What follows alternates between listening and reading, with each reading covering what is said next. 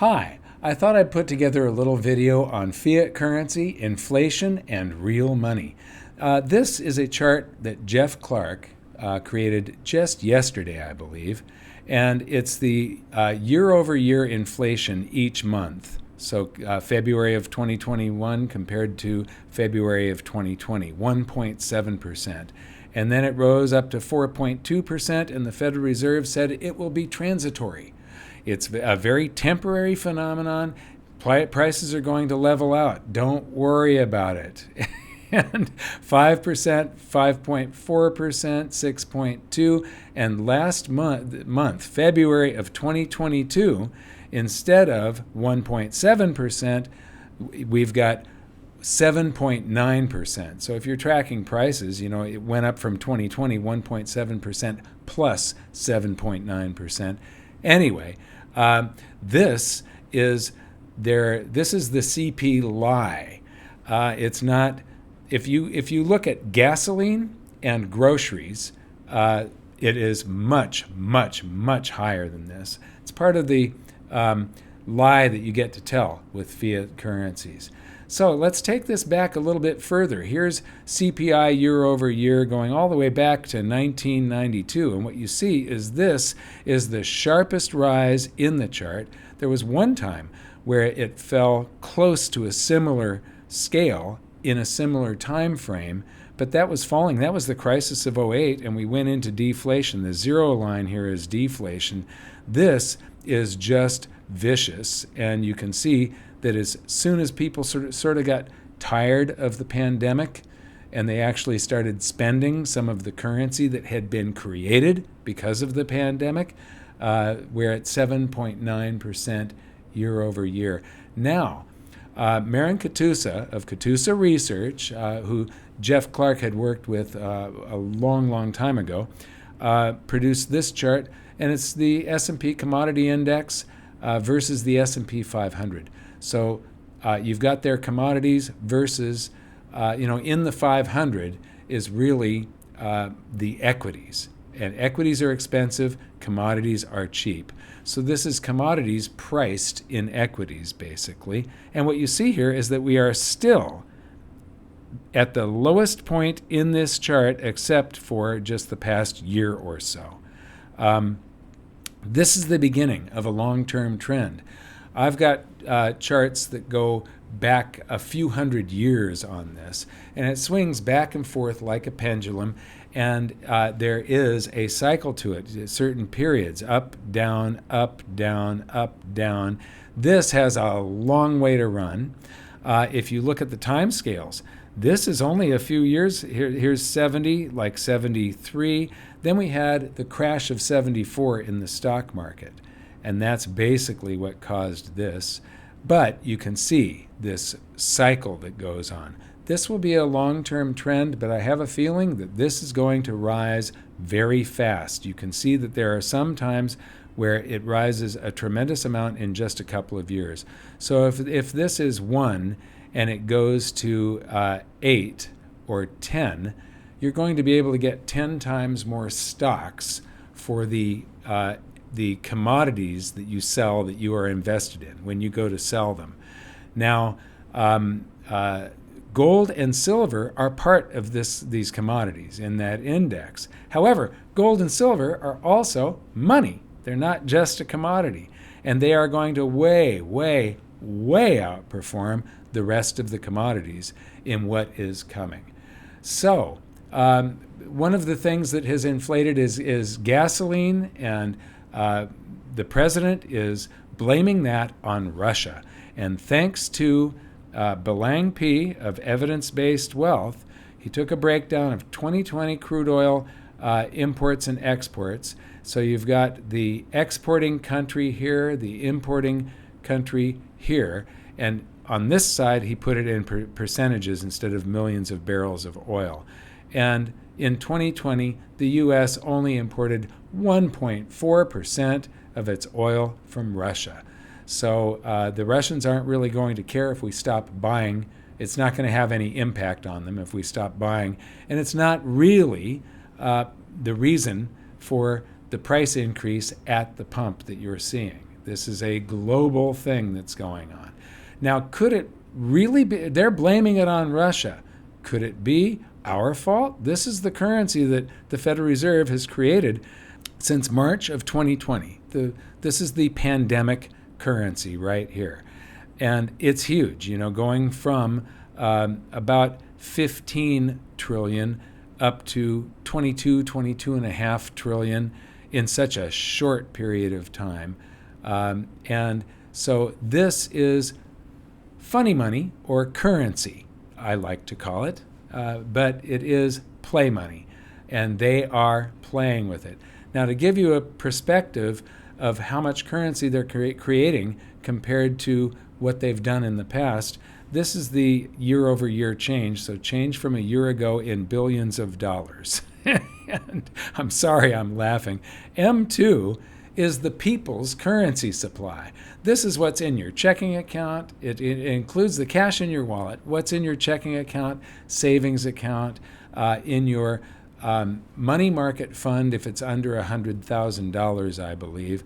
MZM is the currency supply aggregate that includes the big boys capital, the stuff, if you want to include what's in brokerage accounts that belong to, where there's billions of dollars or hundreds of millions of dollars in those accounts, then that's included in MZM, not in M2. I believe M2 cuts it off at $100,000.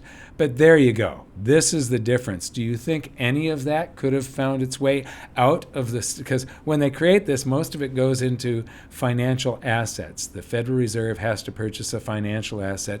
It ends up going into brokerage houses, and that ends up either in bonds or in the stock market. However, some people have been rotating out of overpriced assets and into cash and buying other stuff with it. Could that be part of what's driving up prices? This is the aggregated central bank balance sheets. So it's the Fed, the European Central Bank, the Bank of Japan, and the People's Bank of China. And they were just over the $20 trillion mark of base currency. This is the currency that the central banks create. And when they create it, they buy something with it. And that thing that they bought ends up on their balance sheet. So what you're showing here is the stuff that the central banks own that they bought by creating currency that didn't previously exist. They type it up and they buy something. So the mirror of this would be the amount of currency that they've created. And it's gone from just over 20 trillion to about 31, 32. So it's gone up by 50% in just 2 years. Mind-boggling. Oh, how did that frame get in there? Oh, yes, we're talking about fiat currencies. Now we're going to talk about money. This is gold. And if you refer to a video I did back on December 5th, I talked about symmetry. And there's this marvelous symmetrical inverse head and shoulders right there. Then I showed another one that happened during the COVID crash of the stock markets. Now I'm going to zoom in on this area here.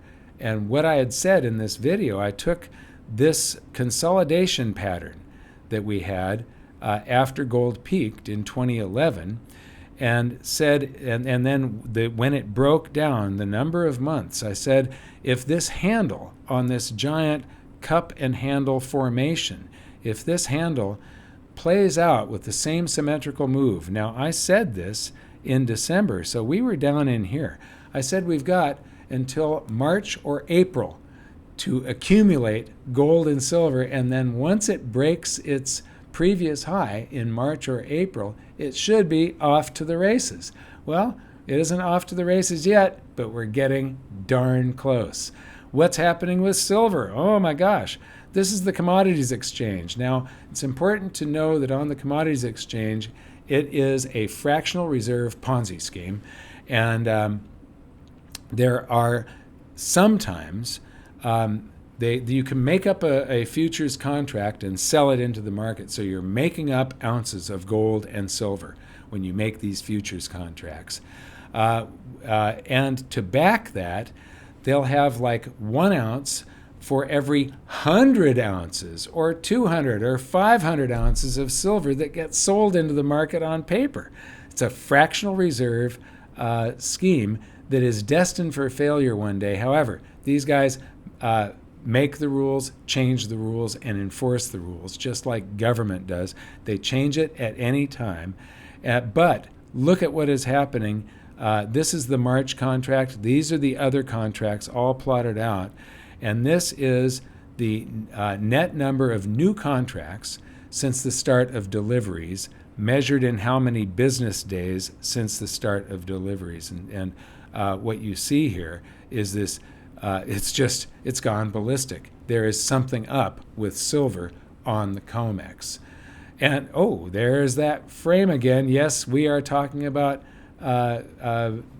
fractional reserve schemes, and so we're going to go back to fiat currencies. This is the Russian ruble to US dollar, the exchange rate, and this is 1 year of data, and you can see how it just fell off a cliff here. So basically, it lost 50% during that time period.